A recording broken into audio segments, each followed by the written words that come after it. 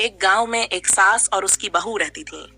सास बहुत कड़क स्वभाव की थी और बहू पर हमेशा कड़ी निगाह रखती थी।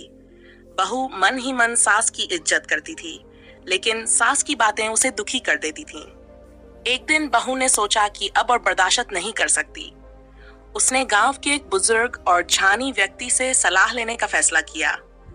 उसने बुजुर्ग को सारी बातें बताई और कहा, मैं अपनी सास से छुटकारा पाना चाहती हूँ, क्या आप मुझे कोई उपाय बता सकते हैं? बुजुर्ग ने थोड़ी देर सोचा और फिर बहू को एक बोतल दी जिसमें कुछ जड़ी बूटियां थीं। उन्होंने कहा, इसमें जड़ी बूटियां हैं जो धीरे धीरे आपके सास की सेहत खराब कर देंगी, लेकिन ध्यान रखना कि किसी को शक न हो, इसलिए आप अपनी सास के साथ अच्छा व्यवहार करें और उसे खुश रखें। बहू ने वैसा ही किया जैसा बुजुर्ग ने कहा था। वह हर दिन सास को वह जड़ी बूटियां देती और उसके साथ अच्छा व्यवहार करने लगी। सास का भी मन धीरे धीरे बदलने लगा और उसने भी बहू के साथ अच्छा व्यवहार करना शुरू कर दिया। दोनों के बीच का प्यार और सम्मान बढ़ने लगा।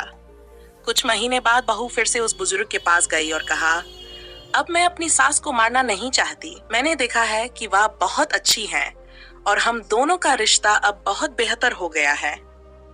क्या आप मुझे कुछ ऐसा दे सकते हैं जिससे उनकी सेहत ठीक रहे? बुजुर्ग हंसे और कहा, मैंने तुम्हें जो जड़ी बूटियां दी थीं, वे कोई जहर नहीं थीं, बल्कि वे सामान्य जड़ी बूटियां थीं जो सेहत के लिए अच्छी होती हैं। असल में मैंने तुम्हें ये सिखाने की कोशिश की थी कि अच्छे व्यवहार और प्रेम से हर रिश्ते को सुधारा जा सकता है।